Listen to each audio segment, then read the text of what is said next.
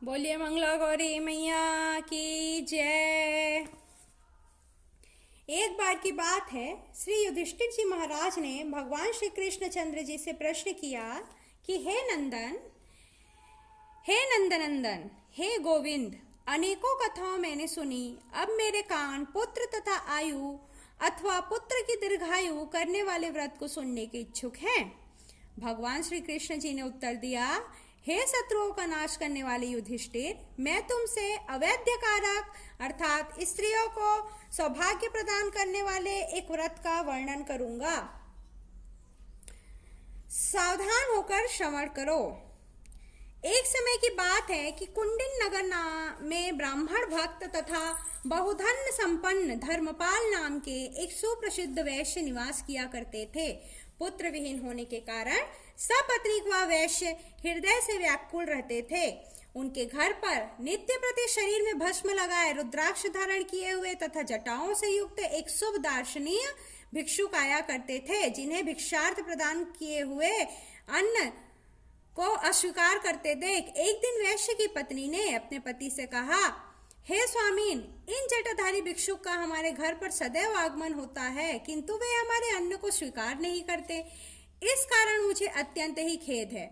यह सुनकर वैश्य धर्मपाल ने कहा, हे प्रिय, यदि भिक्षा मांगने के लिए फिर भी वे कभी आए तो हे निष्पापे, तुम सुवर्ण आदि से अलंकृत गुप्त रीति से दूसरे वस्त्र में अर्थात झोली में सुवर्ण प्रदान कर देना। अनंतर उस वैश्य पत्नी ने पति के कथानुसार वैसा ही किया। इस पर उस जटाधारी ने शाप दे दिया कि तुम संतान विहीन हो जाओ। भिक्षुक के इस वाक्य सुनकर वह स्त्री बड़ी ही दुखित होकर बोली, हे स्वामीन, आपने मुझ पापिन को शाप दिया है, शीघ्र ही इससे मेरा उद्धार कीजिए। ऐसा कहकर दीन वचन बोलते हुए वैश्य पत्नी ने उस भिक्षुक के दोनों चरणों की वंदना की।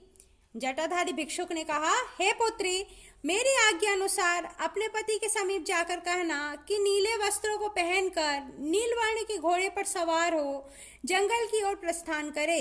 जहां पर उनका घोड़ा रुक जाए उस भूमि को खोदे। खोदने पर उन्हें पक्षियों से युक्त मृग तथा वृक्ष समूह से वैशिष्ट सुवर्ण से रचा हुआ माणिक इत्यादि विविध रत्नों से शोभित तरह तरह के फूलों से युक्त एक रमणीक देव मंदिर दृष्टिगोचर होगा, जहां पर भक्त जनों पर कृपा करने वाली जगत माता भवानी विराजमान है।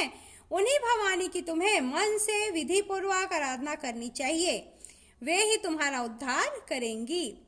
भिक्षु के इस प्रकार आनंददायक वचन सुनकर उस वैश्य पत्नी ने बार बार भिक्षुक के चरणों में मस्तक नवाया। उसी समय जटाधारी भिक्षुक अंतर ध्यान हो गए।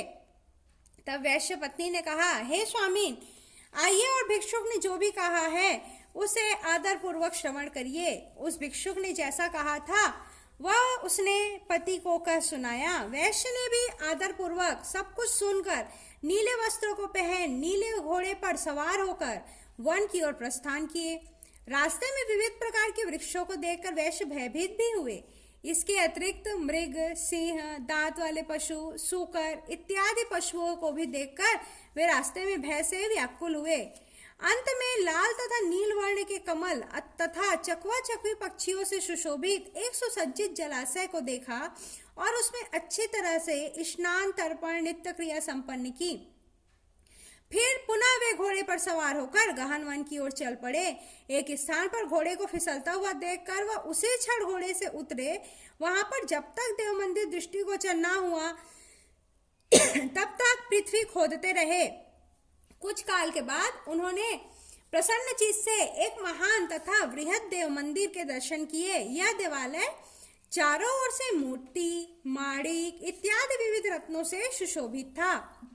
जटाधारी भिक्षुक के वाक्यों को स्मरण कर वैश्य बड़े ही आश्चर्यचकित हुए और उन्होंने उस स्थान पर भगवती का पूजन किया। भगवती उस देवी भक्त वैश्य के समक्ष प्रकट हो प्रसन्न भाव से बोली, हे वैश्य, यहाँ पर किस अभिप्राय से यह पूजन तुमने संपन्न की है? जो इस प्रकार पूजन संपन्न करता है उसे मैं अद्भुत वर प्रदान करती हूँ। यह सुनकर धर्मपाल हाथ बांधकर भगवती के आगे खड़े हो गए। श्री भगवती ने कहा, हे धर्मपाल, तुमने मेरी बहुत ही अच्छी प्रकार से पूजा संपन्न की है। हे निष्पाप, हे मेरे भक्त, वर मांगो, मैं तुम्हें बहुत सारा धन प्रदान करूंगी। धर्मपाल ने कहा, हे देवी, आपकी कृपा से मेरे पास बहुत धन संपत्ति है, किंतु पुत्र विहीन हूँ, इसलिए पितरों के उद्धारक एक उत्तम पुत्र प्राप्ति की अभिलाषा करता हूँ। इस प्रकार वैश्य के दीन वचनों को सुनकर भगवती ने कहा, हे धर्मपाल, तुम्हारे भाग्य में सुखदायी पुत्र तो नहीं है, फिर भी विधवा होने वाली कन्या, अल्पायु पुत्र अथवा नेत्र विहीन दीर्घायु पुत्र, इन तीनों में से किसी एक वर की याचना करो। धर्मपाल ने कहा, मुझे आप अल्पायु पुत्र ही प्रदान कर दीजिए, इससे मैं अपने को कृतकृत्य समझूंगा, क्योंकि इससे नरक स्थित पितरों को उद्धार करने में समर्थ होऊंगा।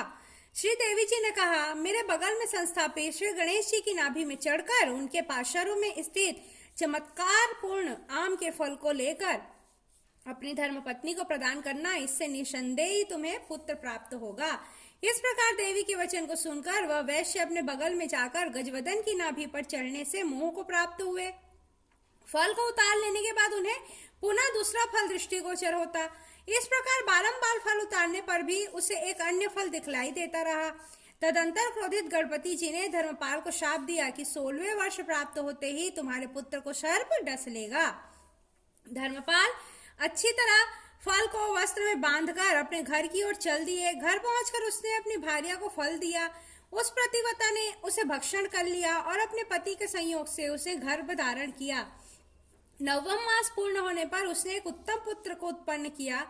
पिता ने चित्त में संतुष्ट होकर जात कर्म संस्कार, 6ठे दिन में षष्ठी पूजन, 12वें दिन में नामकरण संस्कार में उसका नाम शिव रखा। 6ठे महीने में अपूर्व अन्नप्राशन संस्कार संपन्न किया। तृतीय वर्ष में चूड़ाकम मुंडन तथा 6ठे वर्ष में युधिष्ठिर वैश्य ने पुत्र का उपनयन संस्कार कर ब्राह्मण को संतुष्ट किया। पुत्र जब 10वें वर्ष में प्रवेश किया तब पतिव्रता ने अपने पति से कहा कि बालक का विवाह भी अच्छे मुहूर्त में कर देना उचित होगा।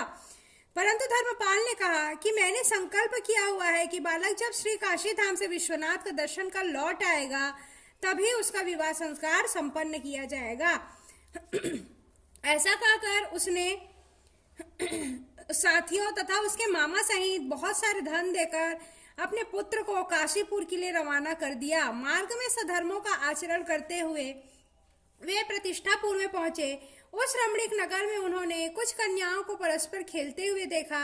उस कन्या समूह में गौरवर्णा सुशीला नाम की भी एक कन्या थी। उसके साथ किसी सखी का झगड़ा हो गया और वह उस कन्या को बार बार अलग अलग प्रकार से संबोधन कर गाली देने लगी।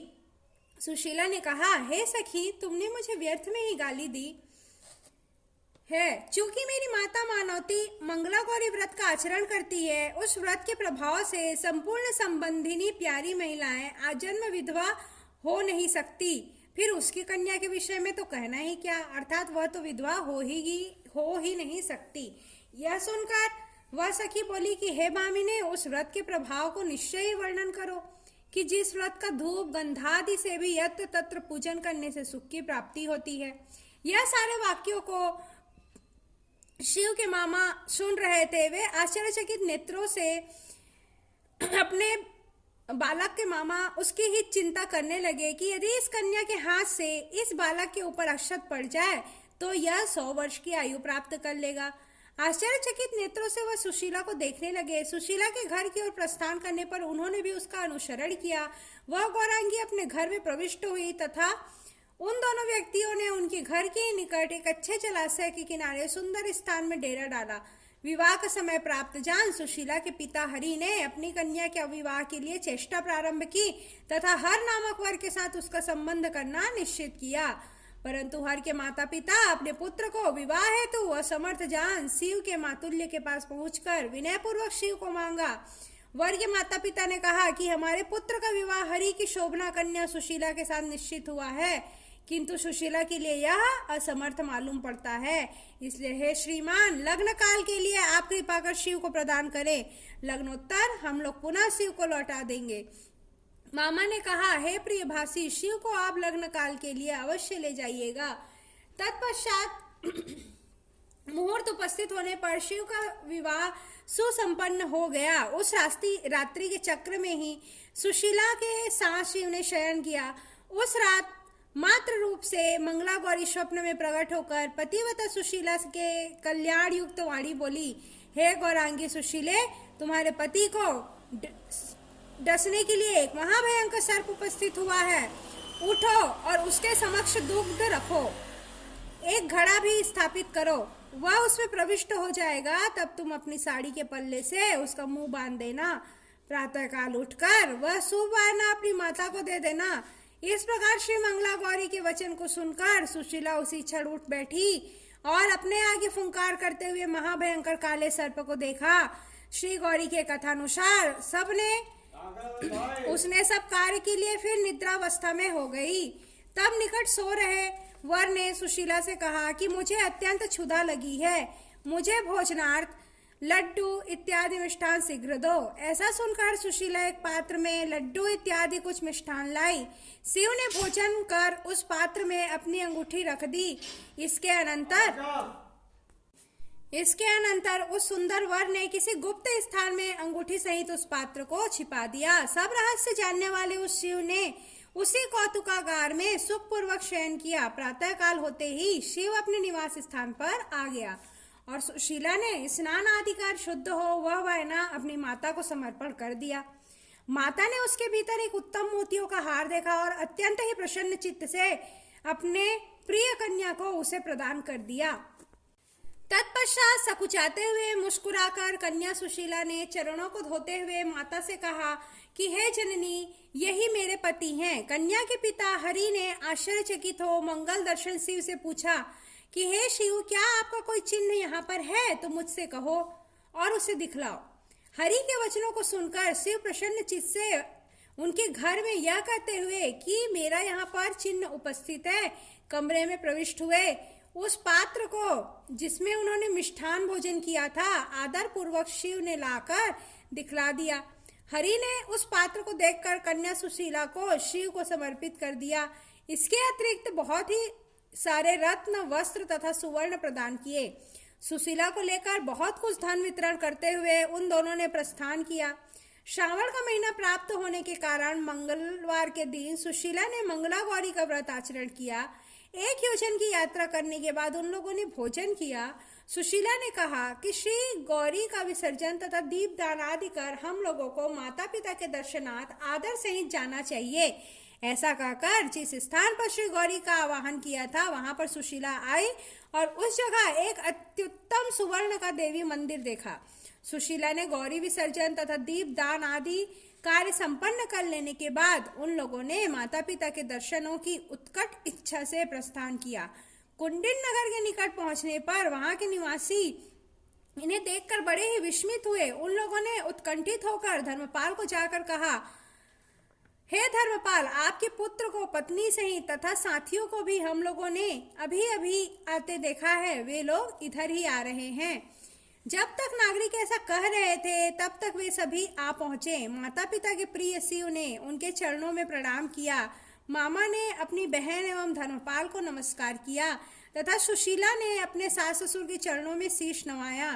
सास ने सुशीला से पूछा, हे सुशीले, हे कमल लोचने, जिस व्रत के प्रभाव से मेरा पुत्र दीर्घायु हुआ उस व्रत को कहो। सुशीला ने कहा, हे सास जी, मैं तो व्रत को नहीं जानती, किंतु अपनी माता मानवती, पिता हरि, स्व ससुर धर्मपाल तथा आप सास जी को जानती हूँ तथा मंगला गौरी माँ एवं अपने स्वामी को जानती हूँ। ऐसा कहकर सुशीला ने अपने हृदय में बड़े ही आनंद का अनुभव किया।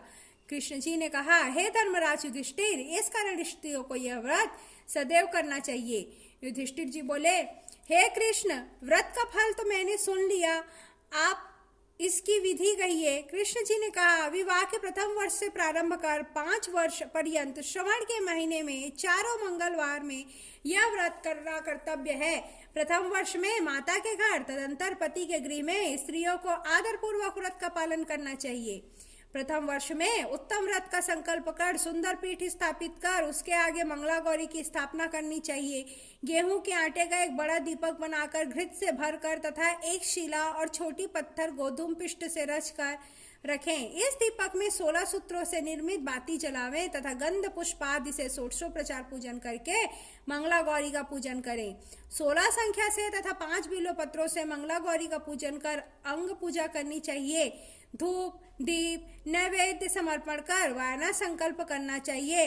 ब्राह्मण माता सास तथा अन्यों को भी श्रद्धा पूर्वक लड्डू कंचुकी चोला वस्त्र फल तथा दक्षिणा से युक्त वायना देना चाहिए। 16 दीपकों से आरती करनी चाहिए तथा लवण रहित अन्न का भोजन करना कर्तव्य है।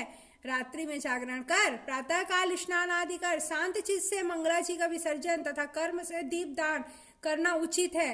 पति की दीर्घायु की अभिलाषा करने वाली स्त्रियों को इस प्रकार 5 वर्षों तक यह व्रत करना चाहिए।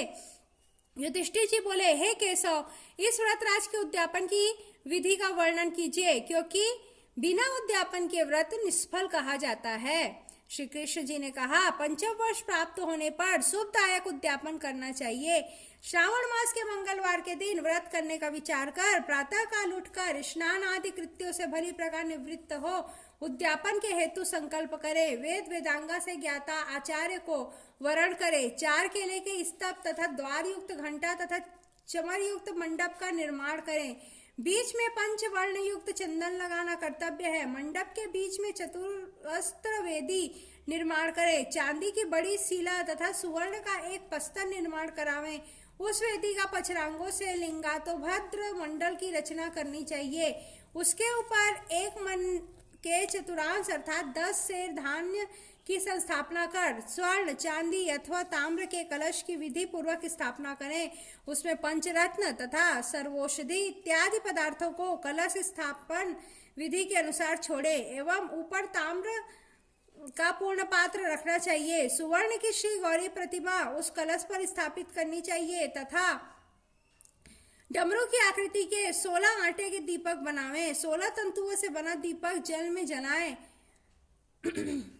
आरती में चांदी का दीपक तथा स्वर्ण की बाती रखकर अर्पण करें तथा रात्रि के में कथा श्रवण आदि द्वारा जागरण करें।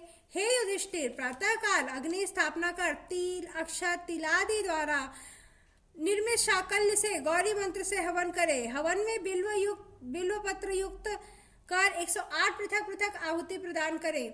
16, 8 अथवा 4 सपत्नी ब्राह्मणों को भोजन कराना चाहिए। माता का पूजन कर वस्त्रादि युक्त वायना संकल्प करके देना चाहिए। यह पकवान ताम्र पात्र तथा वस्त्रादि से संयुक्त हो।